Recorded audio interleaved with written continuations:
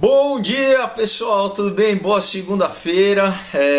Estamos aqui novamente para continuar com essa série sobre bizarrices, né? Canibalismo, mostrar como tem muita gente que pratica essa coisa que é tabu, né?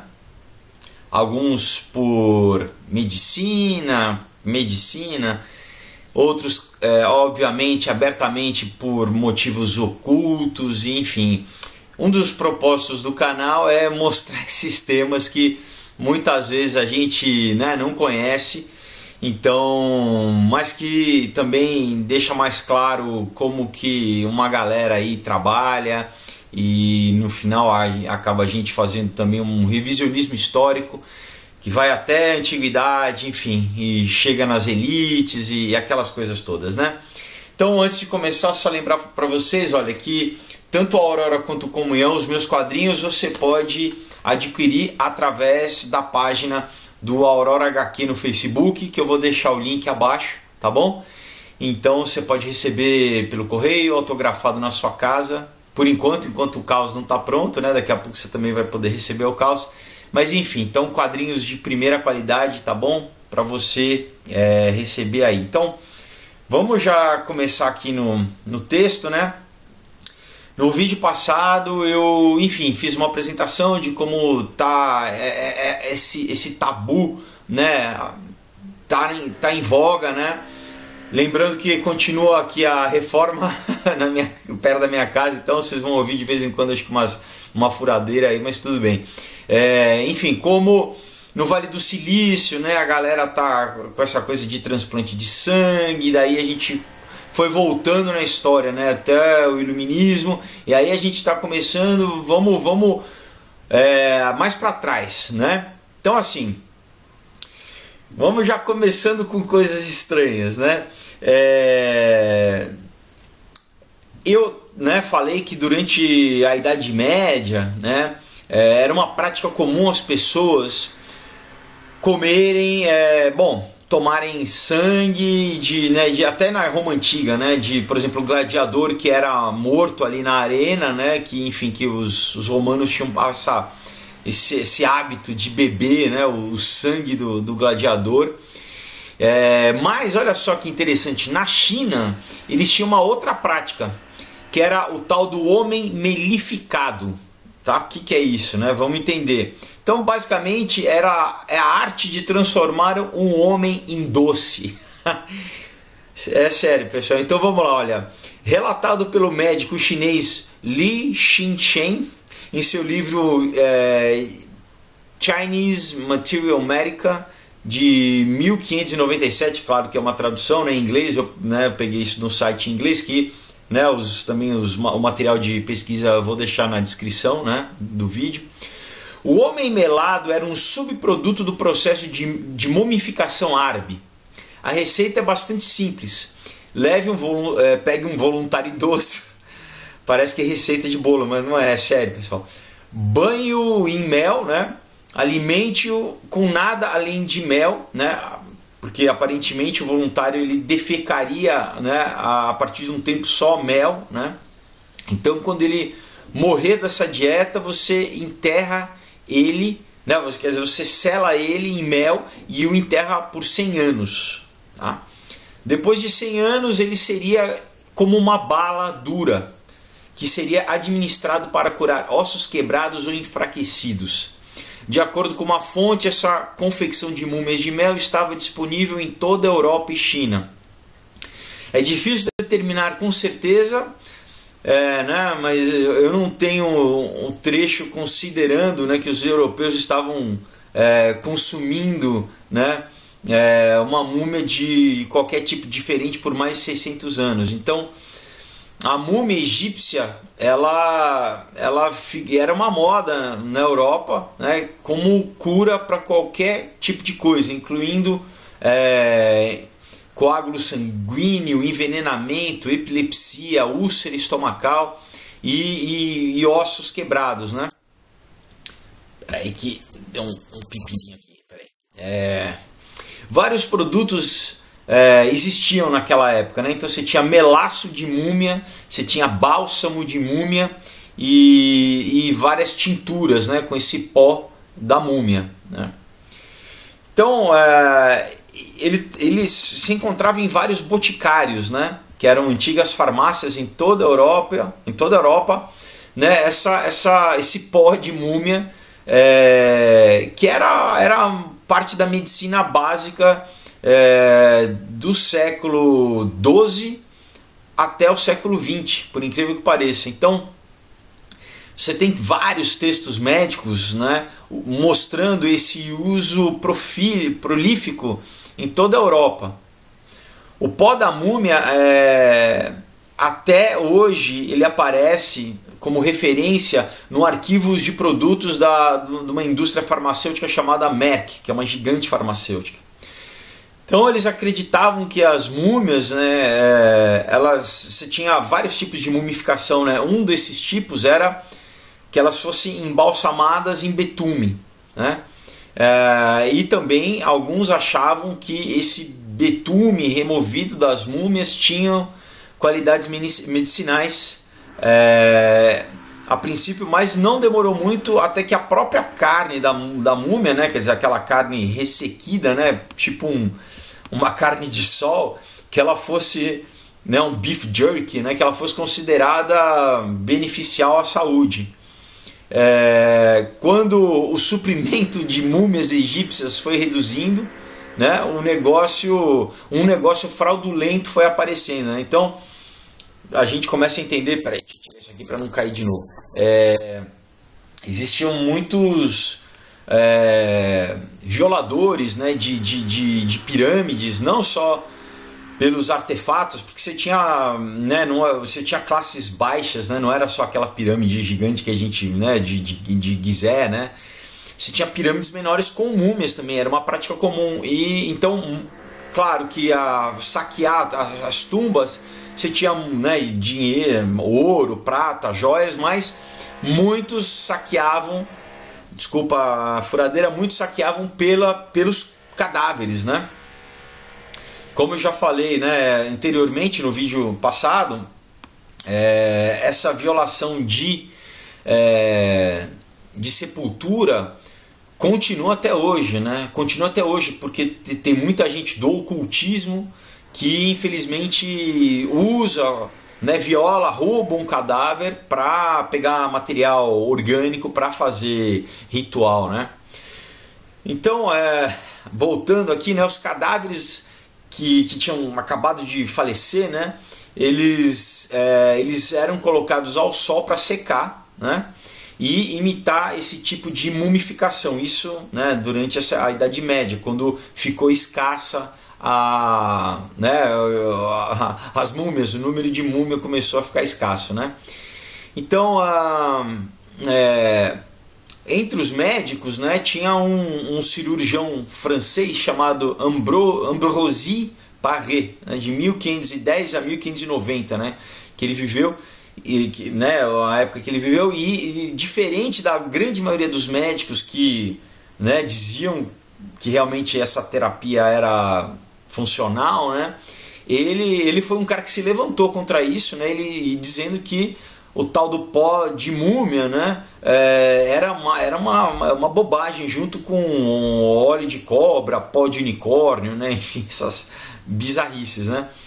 A múmia, né, como a medicina daquela época ela considerava,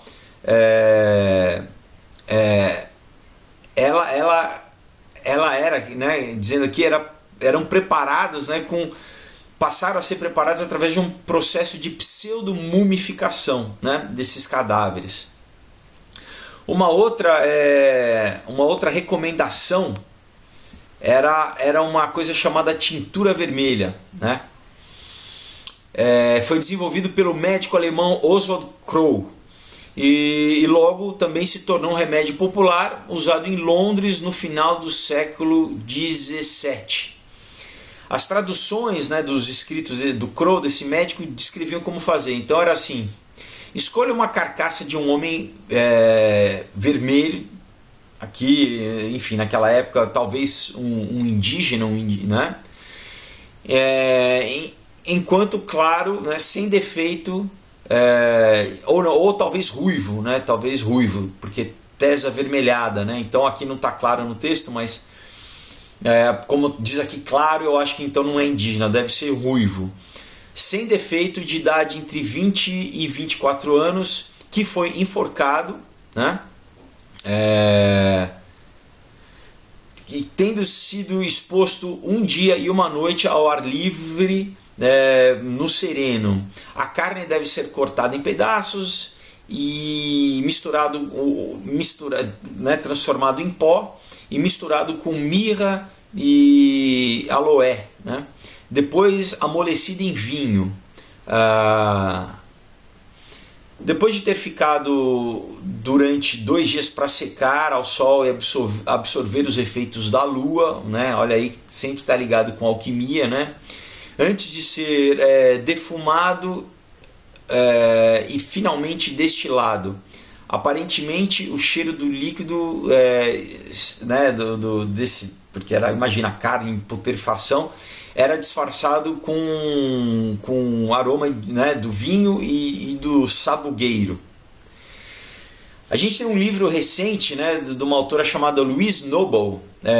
O livro, inclusive, pode encontrar, né, em sites aí, chama Canibalismo Medicinal na Literatura Inglesa Moderna.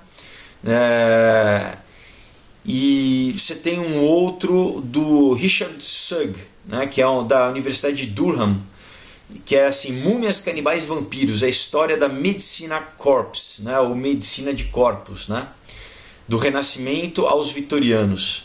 Então, esses 2 livros eles abordam essa febre, né, que principalmente do século XVI e XVII, onde os europeus, assim, incluindo realeza, padres e cientistas, ingeriam de uma forma rotineira remédios que continham ossos humanos, sangue e gordura, né? Para tudo, pessoal, desde dor de cabeça até epilepsia. Então você tinha alguns poucos oponentes, né, que se levantavam contra essa prática, né? Então, assim, as múmias, né, como eu disse, elas eram roubadas, né, dos túmulos egípcios, e os crânios eram levados, né, por esses contrabandistas que vendiam na Europa, né? Interessante, imagina um filme aí do Indiana Jones falando, né, sobre isso, né? Isso eu nunca tinha ouvido falar, né, que existia esse mercado, né? Então, esses autores dizem assim que na época a questão não era assim se você deveria comer carne humana ou não, mas era que tipo de carne humana você deveria comer, né? Então o Sugg, né, o autor, diz assim que a princípio, né, era a múmia egípcia, que era desintegrada, né, ela transformada em pó e era usada muitas vezes para estancar hemorragia interna, né? Mas você tinha uma série de usos, né? O crânio, por exemplo, era um ingrediente comum que era também moído e era usado para curar dor de cabeça, né? E você tinha um médico chamado Thomas Willis, que foi um pioneiro da ciência do cérebro, né, no século XVII, que preparou uma bebida para apoplexia ou sangramento que misturava crânio humano e chocolate em pó. Bom, e eu já te falei no vídeo passado, né, sobre o rei Carlos, né, que na Inglaterra, que ele criou o tal das gotas do rei, né, uma tintura que continha crânio humano e álcool, né? Também falei, né, da tal da osneia, que era o musgo que crescia, né, num crânio enterrado, que também era usado, né, para epilepsia, para, né, hemorragia nasal e por exemplo, médicos alemães, eles prescreviam umas bandagens encharcadas de gordura humana, né, para colocar em feridas, né.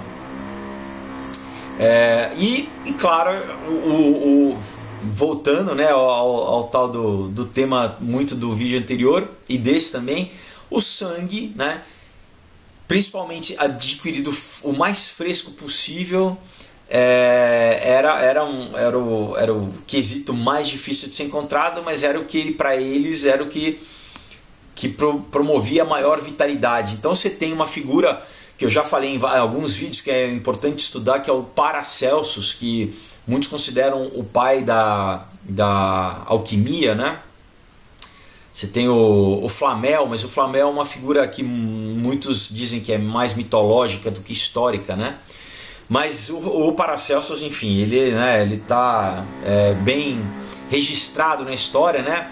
Ele era um médico suíço-francês, né, do século XVI, e ele acreditava que era bom beber sangue, né? E inclusive alguns seguidores dele sugeriam que você tinha que beber o sangue de um corpo vivo. Então, nada mais do que vampirismo, né, literalmente. Então, embora isso não pareça, né, ser uma prática comum, os pobres, né, as pessoas que eram, na verdade, a grande maioria daquela época, né, que não tinham dinheiro para pagar, né, os compostos que eram vendidos no boticário, né, quer dizer, né, as farmácias da época, eles faziam o que? Como eu disse antes, eles ficavam prontos, né, esperando nas execuções para pagar o carrasco, né? Eles vinham com aquela xicrinha, né, com aquela xicrinha deles, para assim que a pessoa era executada, eles coletar o sangue, né? Então o carrasco é essa figura que também eu não imaginava, né? Eu achava que era o cara que só executava, era só o executor, mas ele era um comerciante, né? Ele realmente ele vendia, né, os restos das pessoas que eram recém-executadas, né? E aqui o Snug também ele relata aqui que você tem em 1679 uma receita de um monge franciscano, né, um farmacêutico, que descreve como você podia transformar o sangue, né, em marmelada. Você transformar o sangue em doce. Quer dizer, o sangue humano, né? Porque em vários países até hoje você tem várias receitas, aqui mesmo no Brasil, né? Galinha cabidela, que é basicamente a galinha cozida no próprio sangue. Você tem várias linguiças, né? Você tem na Espanha, chouriço, se eu não me engano, que é morcilha também, que é linguiça de sangue, né? Na Inglaterra você tem o blood pudding, que é um pudim feito de sangue, né?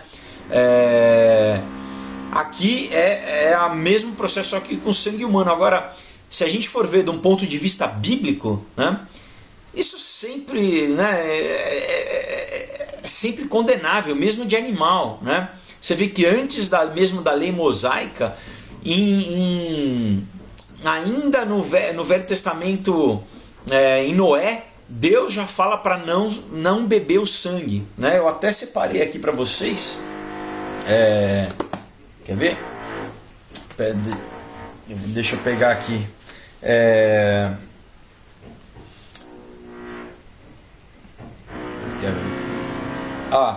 Aqui em Gênesis 9, né? Diz assim: abençoou Deus a Noé e a seus filhos. Enfim, ele continua. Aí no versículo 4 diz assim: carne, porém, com sua vida, isto é, com o seu sangue, não comereis. Certamente requererei o vosso sangue, o sangue da vossa vida, e de todo animal requererei, como também da mão do homem, sim, da mão do próprio homem, de cada um requererei a vida do próprio homem, né? Então,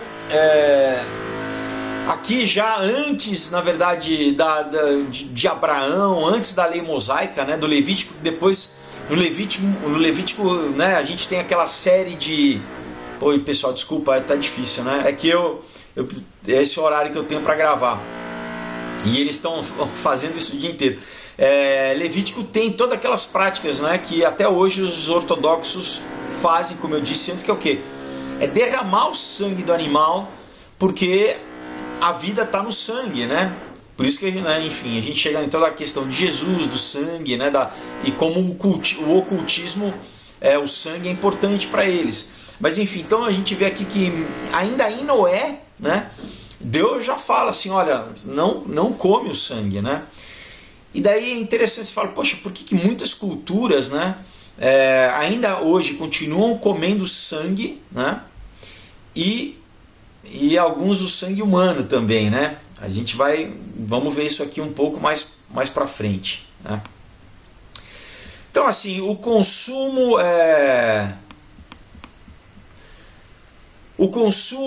humano permanece naquela época, né?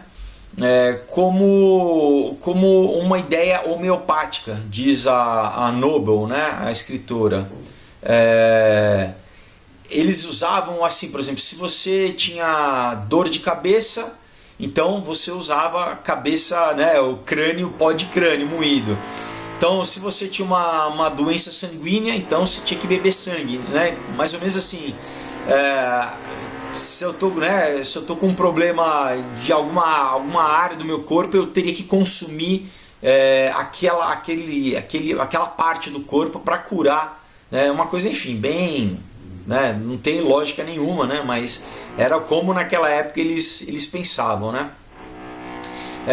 Outra razão, né, pela qual os restos humanos, né, eles eram usados, né, naquela época, é porque também para eles, olha lá, a gente acabando, né, o que eu acabei de falar, eles continham o espírito do corpo de onde eles foram tirados, né? Então o espírito era uma parte muito real, né, na fisiologia naquela época, né, que enfim a gente acredita, né, continua acreditando hoje em dia, mas a medicina da época, poxa, pessoal, tá difícil, né? Desculpa. Vamos dar um tempinho, ver se melhora. Bom,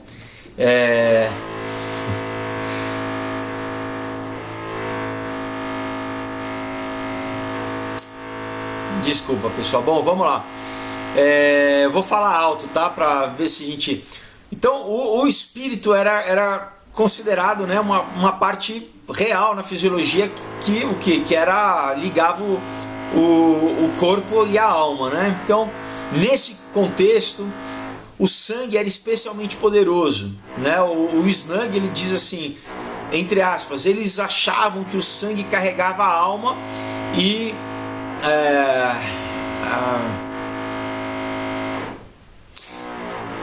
pessoal, desculpa. E o sangue mais fresco foi considerado o mais robusto, né? Às vezes o sangue dos homens jovens era o preferido, às vezes o sangue de mulheres virgens, né? O Nobel, né? A Nobel, que é a Lucy Nobel, ela cita o Leonardo da Vinci sobre o assunto, tá? Olha só, Leonardo da Vinci. Ele diz assim, né, ela relatando, né, entre aspas, preservamos nossa vida com a morte dos outros. Em uma coisa morta, a vida insensata permanece quando é reunida aos estômagos dos vivos, recupera a vida sensível e intelectual. Então a ideia não era só do renascimento, né? Os romanos, como eu disse antes, né, eles também praticavam a mesma coisa. Você tem um filósofo do século XV, Marcílio Ficino, que dizia que beber sangue do braço de um jovem era muito bom, né? Então, basicamente, acho que era igual um vampiro, né? Porque beber o sangue diretamente no braço de um jovem, né? E a gente volta mais atrás, que também você tem relatos em várias culturas, como na antiga Mesopotâmia e na Índia, onde se acreditavam que você deveria comer partes, né, de cadáveres, né, dos seres humanos. Então, essa tal do medical corpse, né, ou medicinal corpse, né, essa medicina de corpos, eles, claro, né, se tinha esse grande pessoal, mas durante tinha também gente que condenava, né, que considerava essas pessoas como canibais e selvagens, né? Então, você tinha dentro desses grupos, né, a gente tinha, por exemplo, os protestantes que iam contra uma doutrina católica que é uma doutrina chamada de transubstanciação. Não sei se vocês ouviram já dizer, mas que é o quê? Que durante a missa, né, quando o padre ele faz, né, aquele ritual antes de dar a hóstia, que ele está transformando o pão e o vinho em, literalmente, né, no corpo e sangue de Jesus. Então isso quer dizer, para os católicos, na verdade, seria como que no mundo inteiro, em toda a missa, durante todo o tempo, Jesus estaria novamente, né, morrendo e dando sua carne ali, seu sangue, e você estaria comendo sangue e carne mesmo, né? Enquanto para os protestantes, né, isso na verdade é um ato simbólico, né? Fazer isso em memória de mim, Jesus disse, né? Então é um ato simbólico, né? Uma teoria teológica exatamente também era que Jesus estava estabelecendo isso, fazendo um diferencial das culturas pagãs, onde realmente se comia carne e se bebia o sangue. Então ele está falando, olha, agora não se precisa disso, o meu, né? Eu sou o verbo, né? Isso é um ritual simbólico, e agora bebendo vinho, comendo pão, vocês vão é a mesma coisa, né? Vocês vão estar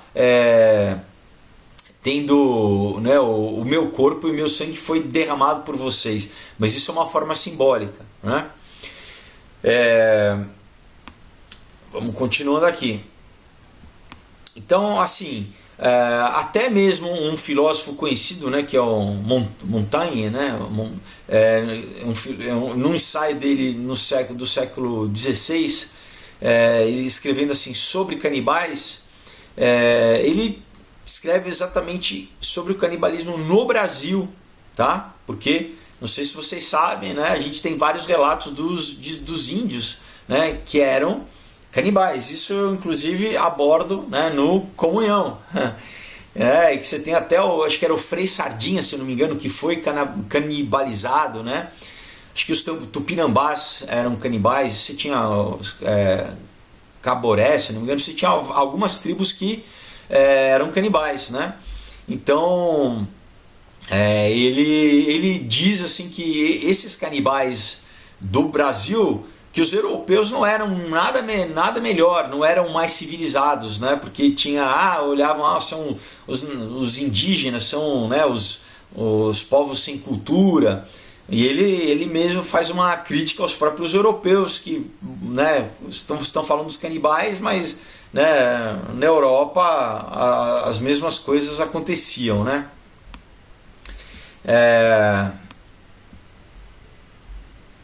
Vamos continuar aqui. Então o Snug ele também conta uma outra coisa, né? Você tinha uma prática comum que era fazer o quê? Vela e sabão com gordura humana. O sabão, né, era, enfim, usado como remédio, né, para pele e tal. E a vela, né, que eles chamavam de vela de ladrão,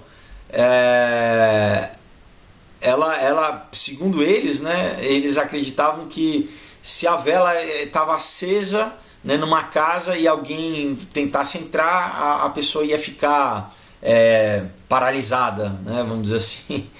Enfim, umas coisas, né, surreais, né?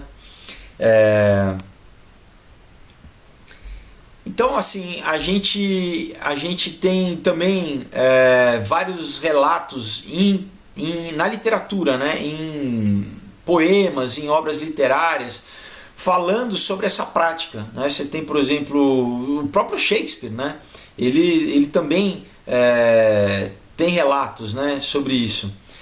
A Noble, ela aponta para essa parte mais sombria, né, que é o que? O comércio global do mercado negro de partes humanas para transplante humano, né? No livro dela, ela cita que o roubo de órgãos, né, de prisioneiros executados na China, né, e também nos Estados Unidos, para vender as partes dos corpos para empresas médicas e para transplantes é muito comum.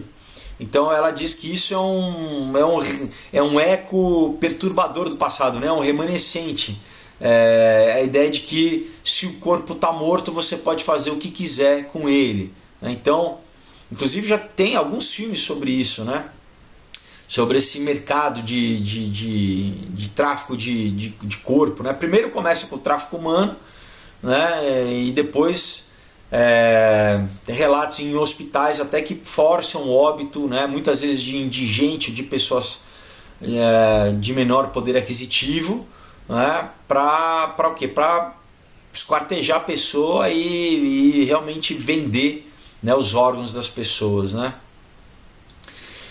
Enfim, agora vamos entrar um pouquinho aqui na área mais metafísica, né? Você tem na antroposofia, né, o Rudolf Steiner, que ele diz um pouco sobre essa questão do segredo do sangue, né? Lembra que eu falei já na Bíblia que Deus diz que a vida está no sangue, né? Então ele começa, né, a dizer, inclusive é um ensaio dele, né, sobre isso, que tinha, enfim, um mestre, né, chamado Menor, né, esse é o nome, e dizia assim que o diabo é inimigo do sangue, né?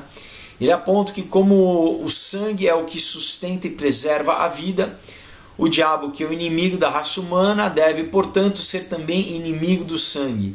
Ele então, né, com toda a razão, chama atenção para o fato de que nas versões mais antigas da lenda de Fausto, né, o sangue sempre desempenha o mesmo papel. E não só em Fausto, mas em várias lendas, né? Inclusive, né, eu falo do Fausto também aqui no Aurora, né? O Fausto que acabou ficando a versão mais conhecida através do Goethe, né, do poeta alemão Goethe, né? Então, assim, num livro antigo sobre Fausto, né,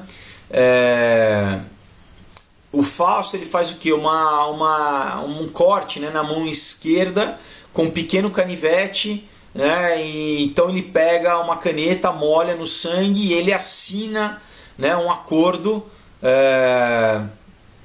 faz um pacto de sangue, né, com Mefistófeles, que é a figura do diabo, de Lúcifer, né? Então aí que a gente tira também a ideia do pacto de sangue, né? De você assinar o teu nome, né, com o fluido vital, com o teu próprio sangue, né? Então basicamente você está dando a tua vida, como barganhando com a tua vida, né?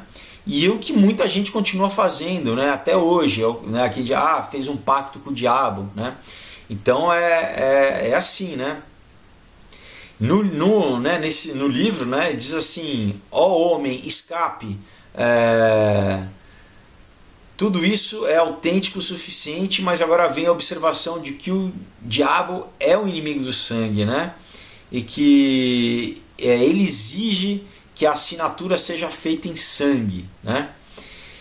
Eu conheci um pouco da Rosa Cruz, né? E na Rosa Cruz eles diziam sempre que você, para fazer uns pedidos lá, você tinha que escrever com um fluido, né? Tinha que ser uma caneta tinteiro, né? Alguma caneta com fluido assim, para você, não era o sangue, mas o que? Exatamente para conter a tua energia, né? Através do fluido. Então imagina isso com sangue, né? Com o teu próprio sangue, né? Então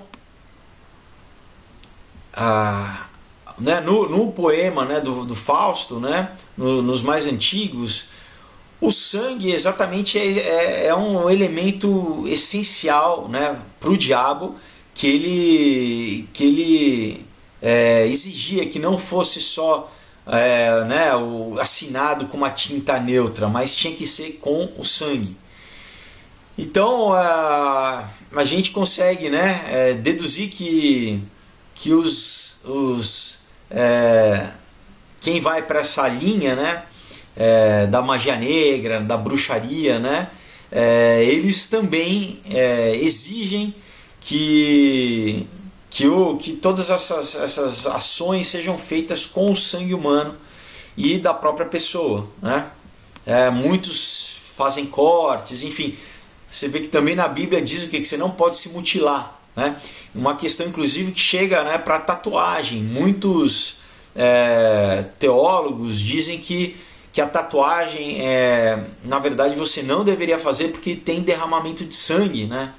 Quando você faz, que você tem toda uma relação espiritual, não só de você marcar o teu corpo, né?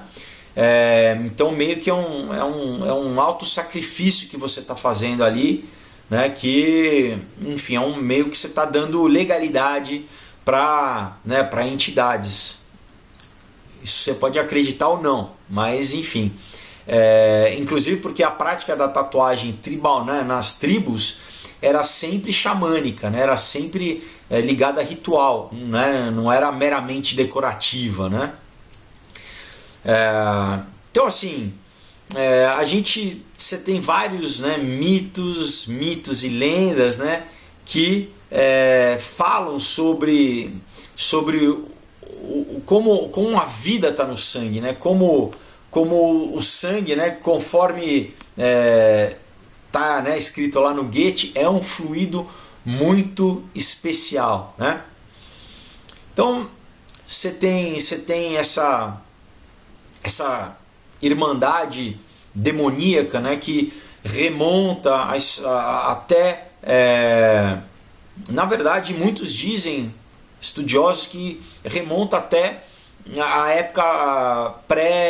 época noamita, né, pré-diluviana, quando diz lá em Gênesis 6 que, e depois a gente lê no livro de Enoque, que eles eram canibais e que eles comiam tudo, começavam a devorar os próprios homens, mas que depois isso passa até para os adoradores de Baal, né, como eu já falei em outro vídeo, né, que tinham essa prática de, principalmente com crianças, né, de fazer sacrifício com crianças, e depois eles comiam, né, a carne da criança, porque naquela época você tinha que comer a carne do sacrifício, né? E você tem até hoje uma elite, né? Você tem, por exemplo, tem um vídeo muito interessante no YouTube, dá para o pessoal assistir, sobre um banqueiro austríaco que conta como nos altos círculos, né, do mundo financeiro, né, dos Illuminati, eles praticam esses rituais de sacrifício, né? Então, enfim, o sujeito é longo o testemunho, né, o que ele conta, ele chora, inclusive. Eu não achei em português, né, eu só vi em inglês, mas tá disponível, né? Então, assim, deixa eu ver quanto tempo tô aqui. Tá, tem tempo ainda. Beber sangue menstrual também sempre foi uma característica da elite, né? Isso era conhecido como o fogo das estrelas, a essência lunar feminina. Então, da mesma forma que o ciclo menstrual né, governado pelo ciclo da lua, né, o ciclo menstrual, para eles o sangue, né, da menstruação continha essa energia. Na Índia era chamado de soma, tá? A palavra soma, e na Grécia ambrosia, como eu já falei antes, né? Que era o néctar dos deuses, né? Era o cálice sagrado que simbolizava o útero, né? O útero, o desenho do útero da mulher, né? E você pega né, o útero e a coxa da mulher, fica um cálicezinho. Então para eles aquele era o cálice sagrado, né? Isso a gnose tá? Toda a gnose ela prega isso, né? Que o santo grau, na verdade, é o sangue da menstruação. Vamos continuar aqui. Então, esse sangue menstrual, né, que também, principalmente das sacerdotisas virgens, né, isso é a origem do termo mulher escarlate, né, ou para os gregos mulher sagrada. A palavra grega para isso é hierodulai, né, que acabou sendo traduzida para o inglês como whore, né, que é prostituta, e para o alemão como whore, né, quer dizer, é a mesma, é muito próximo, só que em inglês você tem o W e no alemão é só com H, né, é a palavra prostituta, né. A palavra ritual deriva da palavra rito, né, que quer dizer vermelho. Então na palavra rito também já tem essa conotação do sangue, né. Então, o sangue menstrual é uma das razões pela qual o vermelho, a cor vermelha é tão importante para os satanistas, tá? Né? Eles usam basicamente nos rituais preto e vermelho, né? Mas o vermelho é exatamente a cor básica, né? E claro, né, que a gente pessoal, desculpa. A gente vê na Bíblia, né, um relato tanto no Antigo Testamento como no Novo Testamento, né, essa ligação, né, da palavra, né, da cor do vermelho, né, com depois até, né, em Raabe, né, que era uma prostituta, mas quando ela coloca, né, o pano vermelho, né, que é o que? O símbolo do sangue, e depois bom, obviamente, né, o sangue de Jesus, mas a gente tem sempre esse contraponto. Lembra, né, que eu já falei algumas vezes que você tem princípios espirituais que o mal, né, ele tenta imitar, né, ele tenta pegar o mesmo princípio que existe, como existe a lei da física, né, e você tenta manipular do lado negativo, né. Então você tem como em Apocalipse, né, a mulher escarlate, mas alguns trechos, né. Então, por exemplo, Jeremias 3:8 diz assim: e eu vi quando por todas as causas pelas quais Israel desvaloriza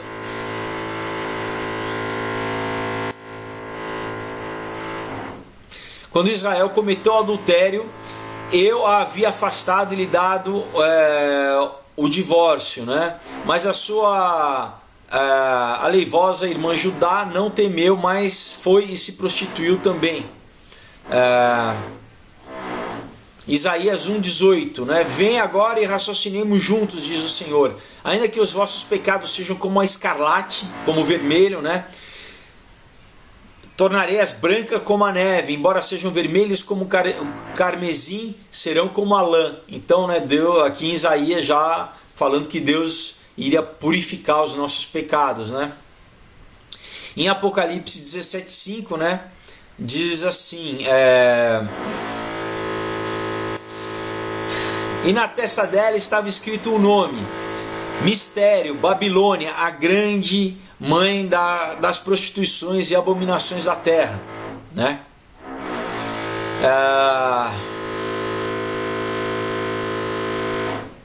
Pessoal, tá difícil, né?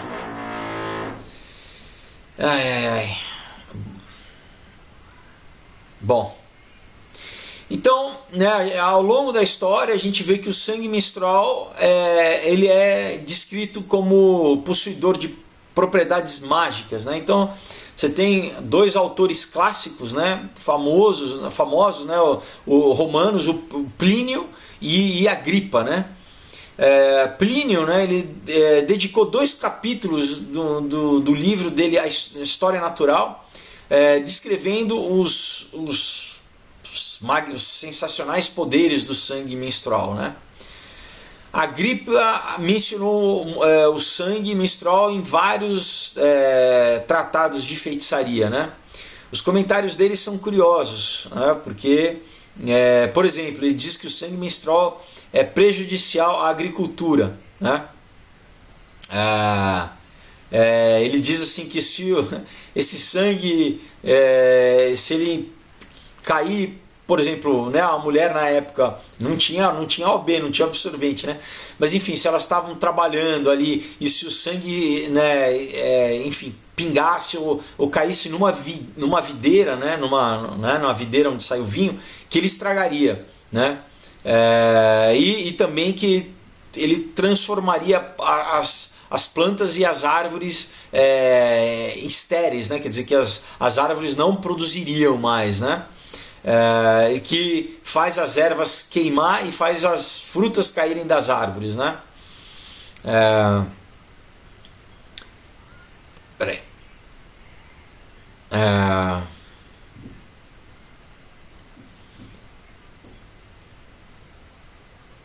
Por outro lado, né, você tinha uma outra tradição grega que dizia o quê? Que, ao contrário, que eles levavam as sementes para plantar, né, em panos que estavam encharcados de sangue menstrual, exatamente para promover a fertilidade, né?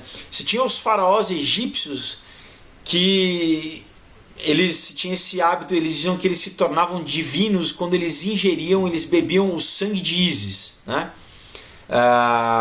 Que era mais a mesma coisa, né? O mesmo conceito da ambrosia grega e da soma hindu, só que eles chamavam de Sá, né? O símbolo, né? O signo hieroglífico, né?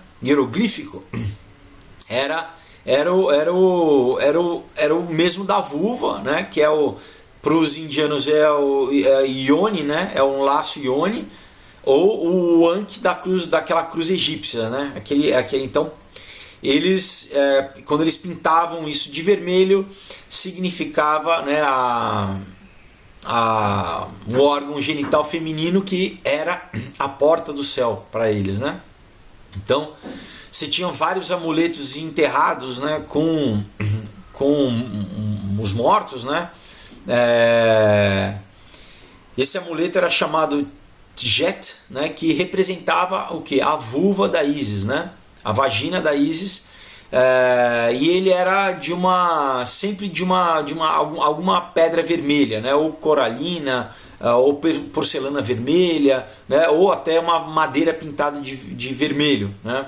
Então que esse amuleto ele carregava o poder redentor do sangue de Ísis, né? Você tem outra tradição que eram dos celtas, né? Da onde você vem toda a bruxaria Wicca, né? Para eles se tornavam deuses bebendo o Vermerhold, né? Que era dado pela rainha das fadas Mab, que o nome antigo era, não tem como pronunciar, né? Que é enfim, um monte de consoante, ou é uma bebida que até hoje é bebida chamada hidromel, tá? Que é uma bebida fermentada, uma cerveja feita de mel, que agora na Europa virou uma moda, né? Então, isso, claro, que junto com o sangue, né? Então, eles davam o nome de cerveja vermelha, né? Na Inglaterra, né, celta, né, dessa mesma época, ser manchado de vermelho significava ser escolhido pela deusa como rei, né? Ruad, o celta, a palavra, significa vermelho e real. Então a gente entende também porque toda a questão na realeza deles usarem sempre as cores vermelho e azul, né? Por causa do sangue azul e do vermelho do sangue, né?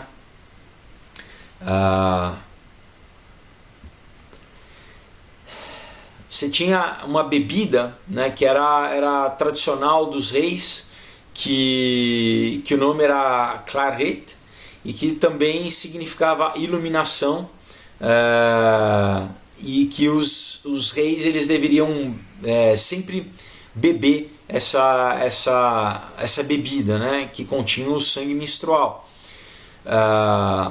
Os taoístas, né, da China, eles diziam que para um homem se tornar imortal, né, pelo menos ter uma vida longa, ele também tinha que beber o sangue menstrual chamado o suco do yin vermelho, que era do portal misterioso, né, ou também conhecido como a gruta do tigre branco.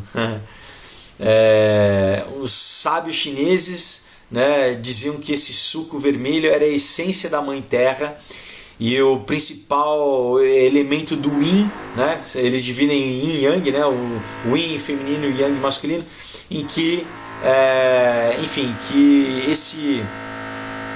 esse yin, né, do sangue menstrual era necessário. E você teve um imperador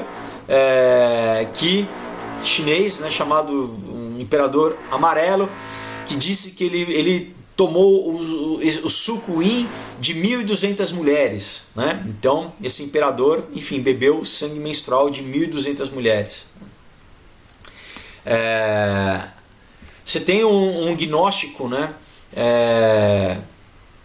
que é um ritual gnóstico, né, dos chamados cristãos ofitas, né? Você tem um historiador, né, Epifânio, que ele escreviam que a prática, né, o ritual herético deles, né, que eles chamavam de ágape, né? O cristão, a gente sabe que a ágape é o que a manifestação, é o amor espiritual, né? Mas que para eles tinham que enfim, eu já citei antes, né, que eles tinham que primeiro nesse ritual fazer trocas, né, de casais, né, mas eles, desculpa pessoal, que enfim, tanto o homem como a mulher, que eles pegavam, né, a ejaculação masculina na mão, né, misturavam com o sangue menstrual, e aí eles faziam um ritual que, enfim, eu não vou repetir aqui, né, o ritual que eles fazem, porque, enfim, isso só para pronunciar é heresia, porque, enfim, fala o nome de Jesus, de Deus, mas, enfim, esse era o ritual que eles faziam, eles meio que consagravam, né, isso, e daí eles bebiam, né, esses fluidos corporais, né? Ao passo que a gente lê que tanto em Levítico que quando a mulher estava, né, na sua época menstrual, ela tinha que se resguardar, e o homem quando tinha o fluxo corporal do homem, né, que o homem tinha que também ficar resguardado, né, ele tinha que se banhar, ele tinha que ficar um dia, né, sem contato, e a roupa que também tivesse o sêmen, ela tinha que ser lavada, né? Então você vê que é totalmente diferente a prática pagã, né, do que a prática bíblica, né? Vamos ver. Bom, eu tô encerrando aqui, até porque hoje esse vídeo foi um pouco conturbado. Eu queria acabar, né, aqui essa série, mas vou acabar semana que vem, né? Eu vi no comentário, algumas pessoas já me pediram para voltar a falar de política, né? Principalmente por razão do segundo turno. Então eu vou fazer um vídeo ainda, né, na semana da eleição, falando mais uma vez sobre política. Mas enfim, eu preciso encerrar essa série aqui. Desculpa por esse barulho, espero que semana que vem, né, não tenha mais, já tenha acabado a reforma. Então é isso, pessoal. Assim, a gente, né, vamos falar mais um pouco, né, no vídeo que vem, sobre como o ocultismo, como o satanismo usa o sangue, né? Então, né, fazendo essa linha do tempo, a gente começa hoje, como, né, essa questão de até o Vale do Silício sabe, né, e tá usando do sangue humano de uma forma medicinal. enfim, a gente vê ao longo da história essa questão, né, como Richard Dawkins, um ateísta, fala sobre acabar com o tabu do canibalismo, que não é tabu, né? Enfim. Mas, então, assim, pra gente ver como ao longo da história, pessoal, muita gente ainda continua nessa prática, né, de consumir carne humana e principalmente beber o sangue para nada mais do que vampirismo, né, pessoal? O que é totalmente condenável na Bíblia, né? Então, eu abordo de certa forma isso nos dois quadrinhos, né, de formas diferentes, né? Aqui eu não falo disso, mas falo do Fausto, falo de Sociedade Secreta, mas aqui eu falo bastante.